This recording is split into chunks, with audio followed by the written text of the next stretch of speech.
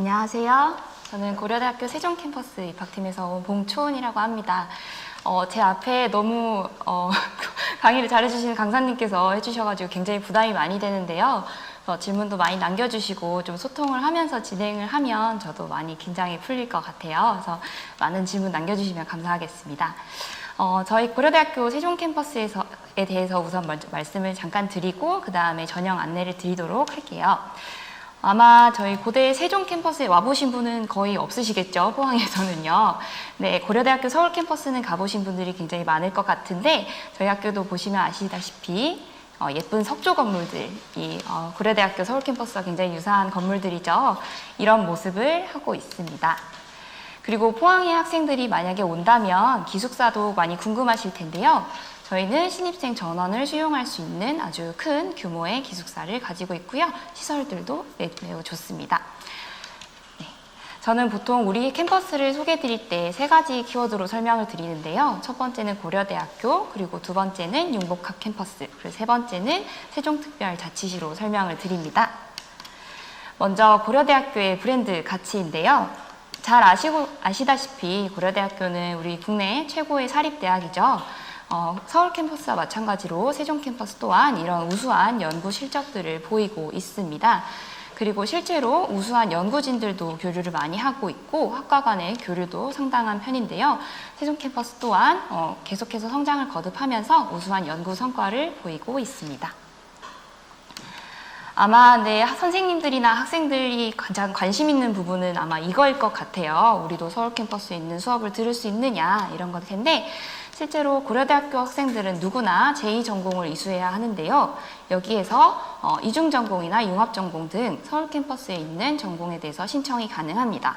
다만 세종 캠퍼스에 없는 학과에 대해서 신청이 가능하고요. 소정의 절차를 거쳐서 선발을 하게 됩니다. 그리고 복수전공 같은 경우에는 4학년을 다 마치고 추가로 이수하는 과정인데요.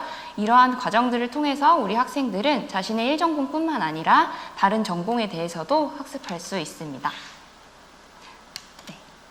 소속 변경 제도에 대해서도 많이 궁금해 하실 텐데요. 네, 알고 계시는 것처럼 세종 캠퍼스 학생들이 일정 과정을 통해서 서울 캠퍼스로 소속을 변경할 수 있습니다.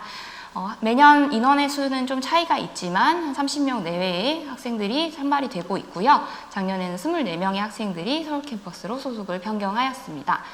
1단계는 학업 성적 그리고 공인어학 성적을 통해서 선발을 하고 면접 과정들을 통해서 선발이 되는데요. 학생들이 이게 굉장히 어렵다고 많이 생각을 해요. 근데 실제로는 지원하는 학생들이 그렇게 많지는 않습니다. 왜냐하면 학생들의 성적이 정말 우수한 편이거든요. 그래서 질에 겁을 먹고 지원을 하지 않는데 제가 보통 고등학교에 나가면 학생들한테 이렇게 물어봐요. 너네 성적 관리할 때 어느 학기 성적이 제일 중요할 것 같니? 라고 하면 학생들이 좀 고민을 하다가 2학년 이렇게 얘기를 하는데 저는 1학년 1학기라고 얘기를 해줘요. 왜냐하면 학생들이 가장 많이 노는 시기거든요. 그래서 1학년 1학기 때만 열심히 하면 분명히 좋은 성적을 자신이 보유할 수 있을 거고 그러면 꼭 소속 변경 제도에 지원을 해봐라 이렇게 이야기를 합니다. 만약에 자신이 원하는 학과가 나오지 않아서 혹은 선발 과정에서 떨어지더라도 그 학생에게는 좋은 사업 성적과 그리고 공인어학 성적이 남기 때문에 꼭 지원을 해보라고 그렇게 이야기를 하고 있고요. 만약에 소속 변경 제도로 선발이 되지 않더라도 조금 전에 말씀드렸던 이중전공이나 다른 이전공 제도를 통해서 서울 캠퍼스에 있는 수업을 들어볼 수도 있습니다. 다만 우리 포항 학생들이라면 서울 캠퍼스에 기숙사에 들어가거나 이렇게 해서 수업을 들어야겠죠. 네, 그리고 학생들이 가장 관심 있는 부분이에요. 고려대학교의 이런 축제 문화 당연히 같이 누리고 있고요. 올해는 코로나로 인해서 많은 것들을 누리지 못했지만 고연전이나 입실 렌티 그리고 4.18 구국대장정 같이 고려대학교만의 문화와 그리고 전통을 이어나가고 있어요. 그리고 고려대학교 교우들도 굉장히 활발하게 활동하고 있어서 우리 대학에 오는 것의 가치는 굉장히 크다고 생각합니다. 세종 캠퍼스는 그리고 창의교육과 실용연구라는 비전 아래에 융복합 캠퍼스를 목표로 하고 있는데요. 그러다 보니까 정말 다양한 융복합 프로그램들을 하고 있어요. 4차 산업혁명을 선도할 인재를 양성하기 위해서 작년 같은 경우에는 총 5개의 학과가 신증설되었고요. 실제로 학생들의 국제 교류라든지 장학금 그리고 여러 가지 프로그램을 많이 지원을 받고 있습니다. 학과별로도 특성화된 교육과정들이 많아서요. 학생들이 정말 많은 지원을 받고 이런 혜택을 누리면서 사회로 다양하게 진출을 하고 있습니다. 네, 마지막으로 세종특별자치시에 이제 소재한 우리 대학의 특성에 대해서 말씀을 드릴 텐데요. 지금 여기 서울로 되어 있지만 제가 오늘 처음 사실 기차를 타고 포항에 와봤는데 정확하게 1시간 반이 걸리더라고요. 그러니까 세종이 정말 우리나라의 딱 중심에 있어가지고 서울이랑도 한 1시간 반 정도, 그리고 우리 포항시랑도 한 1시간 반 정도가 소요가 되더라고요. 그래서 학생들이 왔다 갔다 하기에는 매일 하기에는 무리가 있겠지만 충분히 오갈 수 있는 거리라고 생각을 하고요. 세종 또한 이런 지역인재 전형의 대상이기 때문에 대전, 세종, 충남, 충북 지역에 있는 공공기관에 지역인재로서 지원을 할 수 있는 기회가 있습니다. 잘 아시겠지만 그 선발 비율이 점점 높아지고 있어서 만약 우리 학생들이 입학을 하게 된다면 우리 지역 내 공공기관이나 공기업에 취업을 할 때 아마 혜택이 있지 않을까 그렇게 생각을 합니다.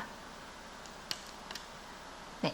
또한 알고 계시다시피 세종시에는 정말 많은 국책연구기관과 국가기관이 위치하고 있는데요. 그래서 이러한 우수한 연구교육 인프라와의 교류를 통해서 세종 캠퍼스가 정말 다양한 프로그램과 연구를 진행하고 있고요. 우리 학생들도 입학을 한다면 이런 우수한 인프라를 함께 누릴 수 있을 것 같습니다. 네, 여기까지 저희 캠퍼스에 대해서 간략하게 소개를 드렸고 이제 정말 궁금해하실 전형에 대해서 안내드리도록 하겠습니다. 먼저 주요 변동사항에 대해 말씀드리면 논술 전형이 신설되었습니다. 논술 전형에 대해서 이따가 자세히 말씀드리겠지만 총 417명의 학생을 모집하고 그리고 논술과 교과 성적을 합산해서 선발을 하고요. 그리고 정말 선생님들이 좀 관심을 많이 가지고 계실 부분이죠. 약학과 신입생을 선발합니다. 수시에서 12명, 그리고 정시에서 9명, 정시에서 12명, 수시에서 24명의 학생들을 선발을 하게 되는데요. 수시 같은 경우에는 수능 최저학력 기준이 약간 높아서 이 점에 유의를 해주셔야겠습니다. 그리고 학생부 교과 전형에서 수능 최저학력 기준이 없어졌다는 것도 조금 주목해 보실만 할 텐데요. 아마 올해는 그래서 교과 성적이 약간 높아질 수는 있지만 그래도 상대적으로 교과 성적이 높은 학생들이 이제 지원을 해볼 만한 전형이라고 할 수 있겠습니다. 네, 저희의 모집 인원은 이렇게 1,548명인데요. 수시와 정시의 비율이 약 6대4 정도입니다. 저희는 매년 한 이 정도의 비율을 유지를 했었고요. 네, 수시 전형을 좀 구분해서 살펴보면 먼저 논술 위주의 논술 전형, 그리고 교과 위주의 교과 전형과 특별 전형들, 그리고 마지막으로 서류와 면접만으로 선발하는 이런 특성 있는 전형들이 있습니다. 미래인재 전형이나 글로벌 스포츠 인재 전형 같은 경우에는 서류와 면접만으로 평가가 되는데 수능 최저학력 기준이 적용되지 않아서 정말 전공에 자신이 조금 학업 성적은 조금 부족하지만 전공의 특색이 있는 학생들이 많이 지원을 하는 전형입니다. 네. 이외에 논술 전형이나 그리고 약대 같은 경우에는 수능 최저를 맞추는 게 굉장히 중요할 텐데요.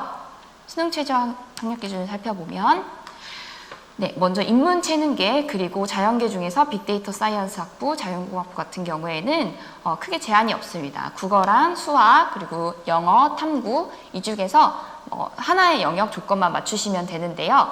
국어, 수학, 탐구 중에 한 개 영역이 3등급이거나 영어 2등급 이내 이렇게 4가지 영역의 조건 중 하나만 맞추시면 됩니다.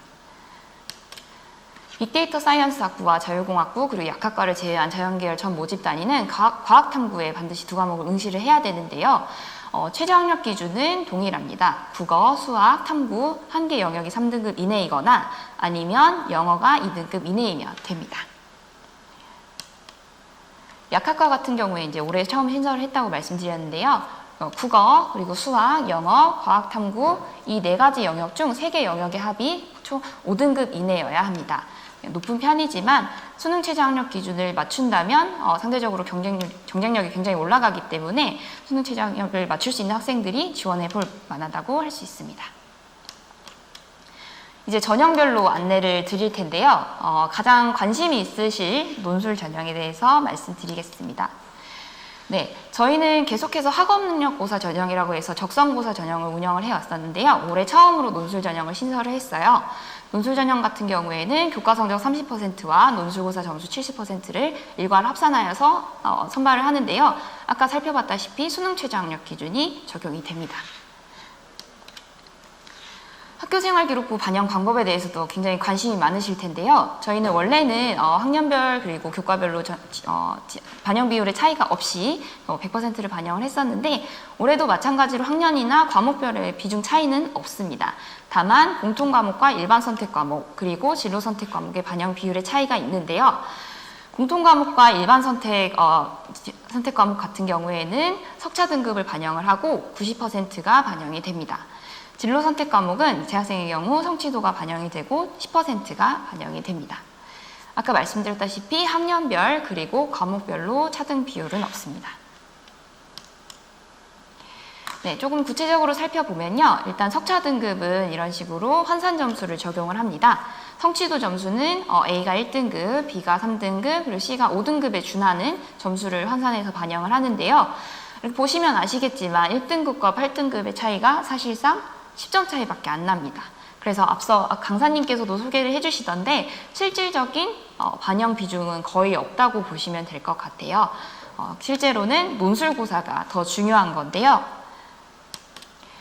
논술 같은 경우에는 인문계열은 교과 통합형 논술이 출제가 되고 총 4문제 내외의 문제가 출제가 됩니다. 근데 여기서 문제라고 함은 하나의 제시문을 말하는 건데요. 그래서 하나의 제시문을 바탕으로 한 2-3개 정도의 소문항이 출제가 됩니다. 그래서 실제로 학생들이 푸는 문제 수는 한 10개 내외의 문항이 될 텐데요.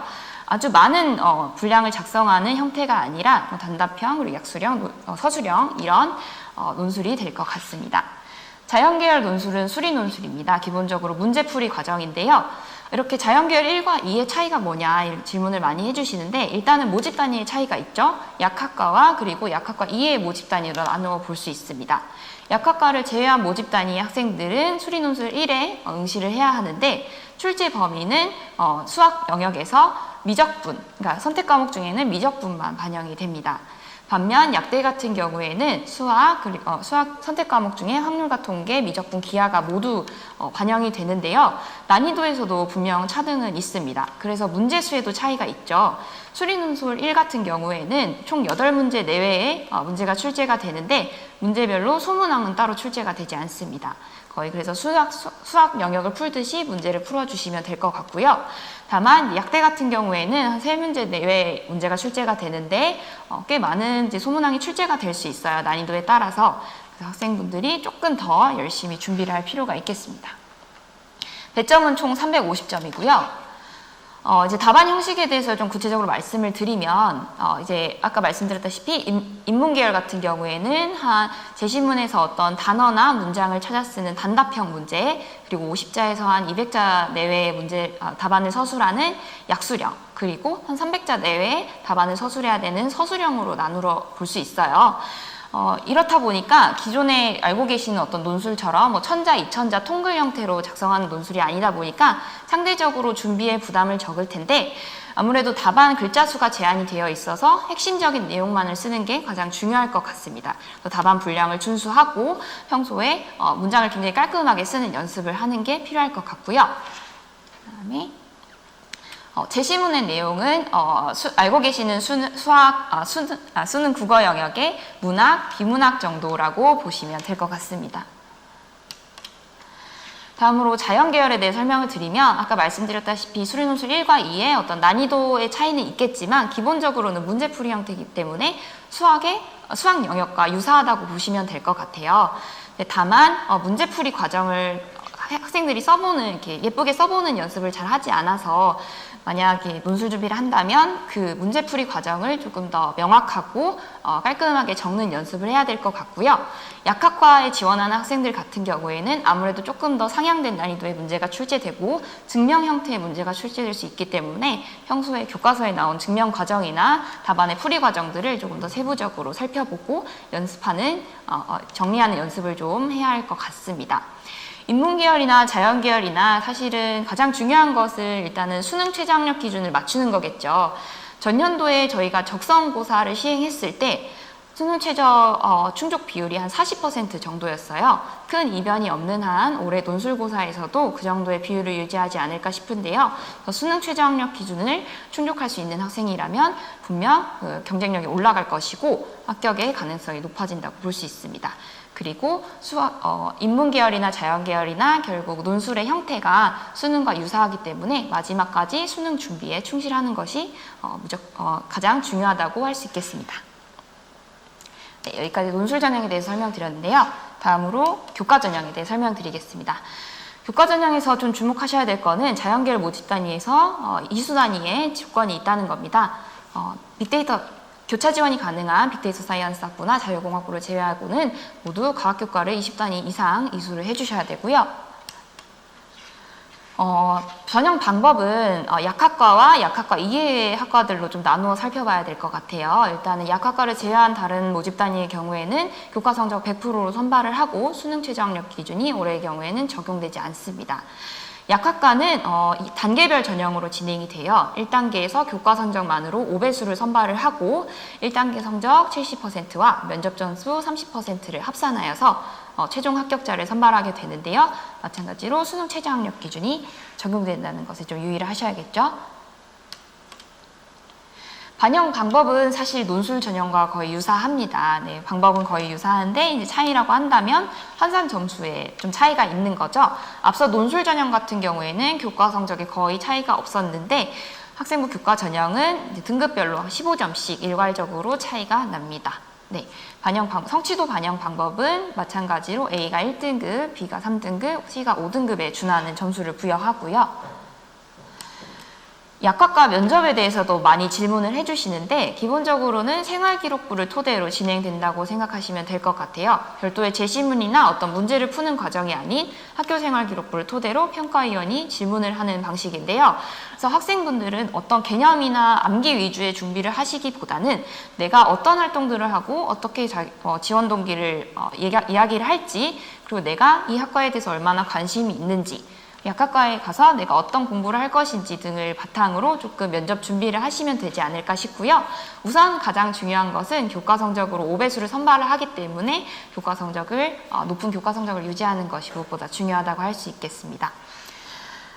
네, 교과 전형에서 사실 가장 중요한 건 입시 결과죠. 그래서 저희 캠퍼스 같은 경우에는 등락폭이 꽤 있는 편입니다. 전년도 같은 경우에 성적을 실제로 보면 한 3개년도를 최소 저희가 보라고 이야기를 하잖아요. 전년도 입시 결과나 그리고 그 해의 경쟁률에 따라서 등락폭이 좀 있는 편인데 그래도 크게 변화는 없고 전반적으로는 한 3, 4등급대의 학생들이 합격을 하는 편입니다. 자연계열도 마찬가지로 이 정도인데요. 다만 이제 모집 인원이 많지 않아서 충원이 진행되다 보면 입시 결과가 달라지기도 하기 때문에 최소한 3개년도는 보시셨으면 좋겠고요.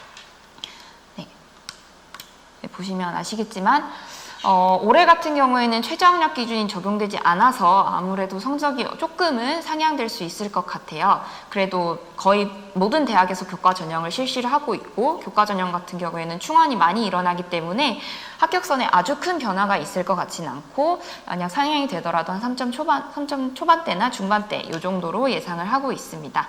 물론 저희도 완벽하게 결과를 예측할 수는 없겠지만 지금 가지고 계시는 교과 성적 그리고 전년도 입시 결과를 바탕으로 올해 이제 지원을 해보시면 좋을 것 같습니다. 네, 다음으로 미래인재 전형입니다. 미래인재 전형은 서류와 면접만으로 평가를 하는 전형인데요. 1단계에서는 서류 100%로 3배수를 선발을 하고 2단계에서 면접 점수 30%를 더하여서 최종 합격자를 선발합니다. 많이 질문해 주시는 것들 그리고 약간 이제 혼동을 하고 계시는 부분이 미래인재 전형을 학생부 종합 전형으로 알고 계시는 분들이 계세요. 근데 엄밀히 말해서 미래인재 전형은 종합 체계 분류상 실기 실적 위주 전형이기 때문에 학생부 종합 전형과는 좀 차이가 있습니다. 자기소개서 문항에도 좀 차이가 있고요. 저희는 별도의 서류를 제출할 수 있다는 차이점이 있습니다. 하지만 학생부 종합전형과 아주 크게 다른 전형이라기보다는 학생부 종합전형에 조금 더 추가적으로 낼 수 있는 서류들이 있다. 플러스 알파에 해당한다라고 보시면 될 텐데요. 서류평가는 학교생활기록부, 그리고 자기소개서, 그리고 제출한 서류들을 종합적으로 평가합니다. 보는 초점들은 사실 학과마다 조금 차이는 있어요. 이 전형 자체가 학과에 적합한 인재를 선발하는 거기 때문에 어떤 자신의 좀 강점을 드러내는 게 중요한데요.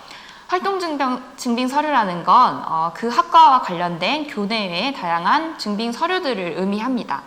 실제로 학생들이 많이 질문을 하는 부분이 혹시 교회 활동이 없어도 지원을 할 수 있는지, 교회 활동이 없어도 합격을 할 수 있는지 이런 질문들을 굉장히 많이 해주시는데요.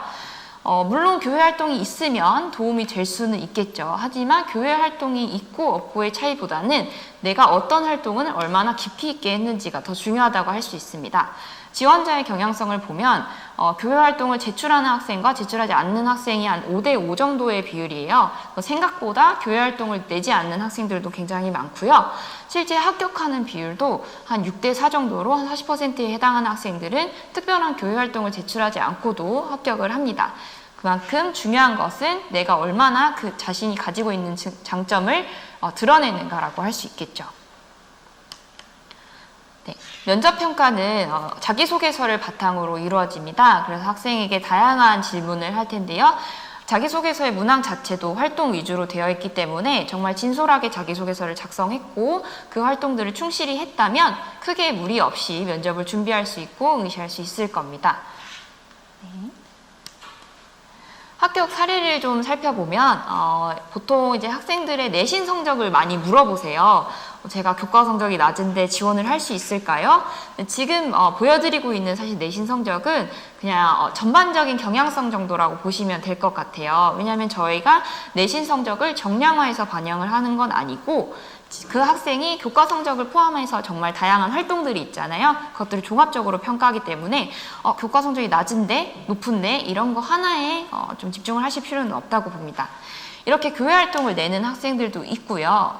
실제로 교회 활동을 내지 않았지만 학교에서 많은 활동들을 하고 이 학과에 대한 관심을 정말 적극적으로 드러내서 합격하는 학생들도 굉장히 많습니다. 여기 방금 보여드린 사례는 일부에 불과하기 때문에 저희 홈페이지에서 사례들을 좀 확인하시면 많은 도움이 될 것 같아요. 네, 다음으로 글로벌 스포츠 인재 전형에 대해서 설명을 드릴 텐데요. 글로벌 스포츠 인재 전형은 미래인재 전형과 전형 방법이 유사합니다. 다만 국제스포츠학부에서만 24명의 학생을 모집하는데요.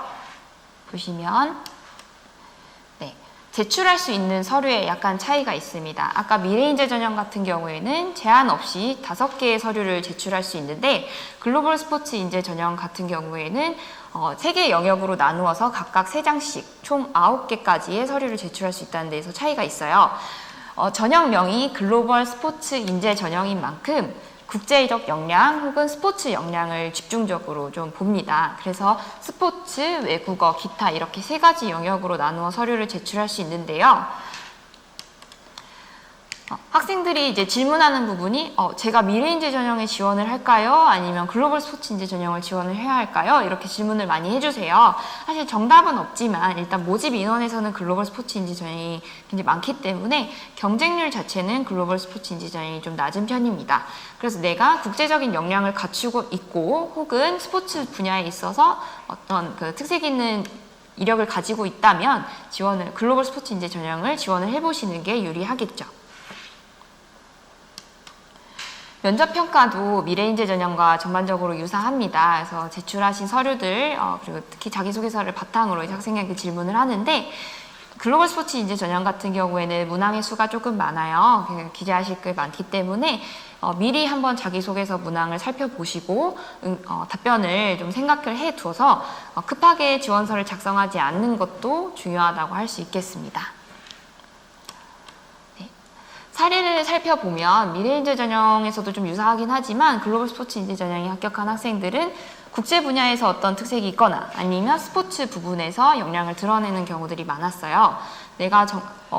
그러나 학생들이 뭐 특목고 학생에게 유리한 거 아니냐 이런 질문들을 하시는데 반드시 그런 것은 아닙니다. 실제로 일반 고등학교 학생들 중에서 뭐 체육 동아리 활동을 열심히 한다든지 이런 학생들도 합격을 하는 편이고요. 그리고 뭐 반대로 정말 체육고에서 체육을 열심히 했는데 뭐 국제적 역량이 없어도 되느냐라고 질문을 하는 경우들도 있어요. 물론 국제적인 역량을 드러내는 것도 중요하겠지만 만약 정말 내가 체육에 강점을 가지고 있다면 내 강점에 집중해서 그걸 드러내는 데 더 집중을 하시는 게 좋지 않을까 합니다. 네. 다음으로 특별 전형인데요. 사실 특별 전형에서는 이제 포항은 지역인재 전형에 해당하지 않기 때문에 농어촌 학생 전형이나 그리고 사회공헌자 전형에 해당하는 학생이 있다면 지원을 해보실 수 있을 것 같아요. 달라진 부분이라면 최저학력 기준이 없어졌다는 정도인데요. 다만 농어촌 학생 전형에서 약학과 같은 경우에는 수능 최저학력 기준이 적용되기 때문에 이 점에 좀 유의하실 필요는 있겠습니다.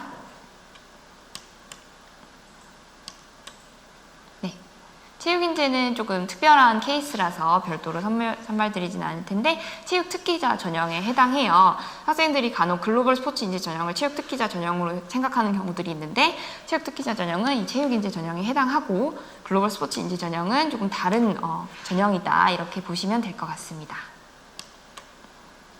네, 이제 정시를 설명을 드릴 텐데요. 제가 너무 빨리 말씀을 드렸네요. 그다음에 사실은 학생들한테 설명회를 나가면 정시는 그렇게 잘 설명하지 않아요. 왜냐면 너희 모두 그냥 수시로 합격을 했으면 좋겠다 이렇게 이야기를 하거든요. 하지만 만약에 정시에 관심을 가지고 있는 학생들이라면 저희는 이제 수능 100%로 모두 선발을 하고 체능에서만 실기 30%가 반영이 됩니다. 실기 종목은 2가지이고요. 반영 비율을 보시면 이렇게 좀 차이는 있어요. 올해 같은 경우에는 수학에 가나가 구분되지 않기 때문에 과학기술대학에 지원을 하시거나 특정 모집단위에 지원하는 경우에만 조금 유의해서 과학탐구에 응시를 하시면 될 것 같고요. 저희 정시의 좀 특성이라고 말씀드리자면 가나다가 좀 쪼개져 있어요. 그래서 우리 학교에 오고 싶은 학생이라면 좀 군을 달리해서 지원을 하실 수도 있을 것 같고, 네. 그다음에 약학과 같은 경우에는 지금 나군에서 선발을 합니다. 네, 전년도 입시 결과 같은 경우에는 전반적으로 한 100분위 정적으로 봤을 때 한 70에서 80점대의 성적을 보였고요. 등급으로 따지면 영어 같은 경우에는 2등급대의 성적을 보였습니다. 특별 전형에 대해서는 따로 설명을 드리지 않을 예정입니다. 네, 여기까지 설명을 했고요. 혹시 질문이 있으시면 주시면 답변을 드리도록 하겠습니다. 네.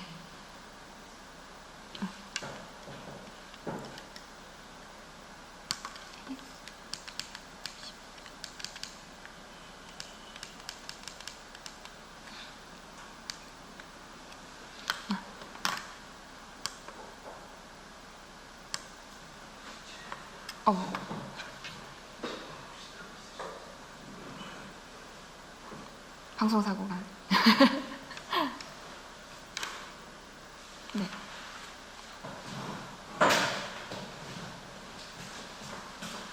네. 감사합니다. 졸업생 교과 부분이라고 하시는 거.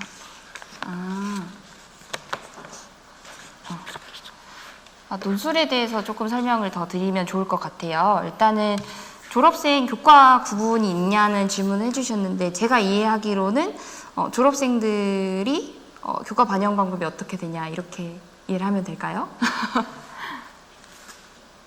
네. 맞을까요? 네. 일단 졸업생들도 구분을 해서 반영이 되죠. 일반 선택 과목과 공통 과목이 90% 반영이 되고 진로 선택 과목은 10% 반영이 동일합니다. 다만 진로 선택 과목에 있어서 전년도 재학생들은 저희가 성취도 점수를 받지만 졸업생들은 석차 등급을 받아서요. 이 석차 등급을 환산해서 점수를 반영합니다. 그래서 1등급부터 3등급까지는 A에 해당하는 점수를 부여하고 4등급부터 7등급까지는 B에 해당하는 6등급까지는 B에 해당하는 점수 그리고 7, 8, 9등급은 C에 해당하는 점수를 반영할 예정입니다. 네, 잘 보이셨어요. 네. 또 논술에 대해서 조금 더 설명을 드리면 아마 그 가장 궁금해하시는 부분이 모의 논술이 언제 나오냐 이런 것들이세요. 저희가 조금 더 빨리 공개를 했어야 되는 건데 저희가 모의 논술은 빠르면 다음 주, 그 다다음 주 정도에 공개를 할 예정입니다. 문제를 보여드리지 못해서 아쉽긴 한데 인문계열 같은 경우에는 제시문의 길이나 난이도가 비문학 정도라고 보시면 될 것 같아요. 그래서 객관식 문항을 일정 부분 주관식처럼 작성을 한다고 보시면 되고요. 수학 같은 경우에는 수리논술 1은 한 8개 문제 정도가 정말 수학 영역처럼 문제가 제시되고 약학과 같은 경우에는 하나의 제시문이 주어집니다. 수식이나 어떤 개념에 대한 제시문이 주어지고 거기에 소문항이 딸려서 출제된다고 보시면 될 것 같아요. 네. 될까요? 네. 혹시 더 질문이 없으시면 네, 오늘 여기까지 하고 더 궁금하신 점은 입학처 홈페이지 Q&A나 혹은 저희 쪽 전화 문의를 통해서 전화 주시면 좀 더 상세히 답변 드리도록 하겠습니다. 네, 감사합니다.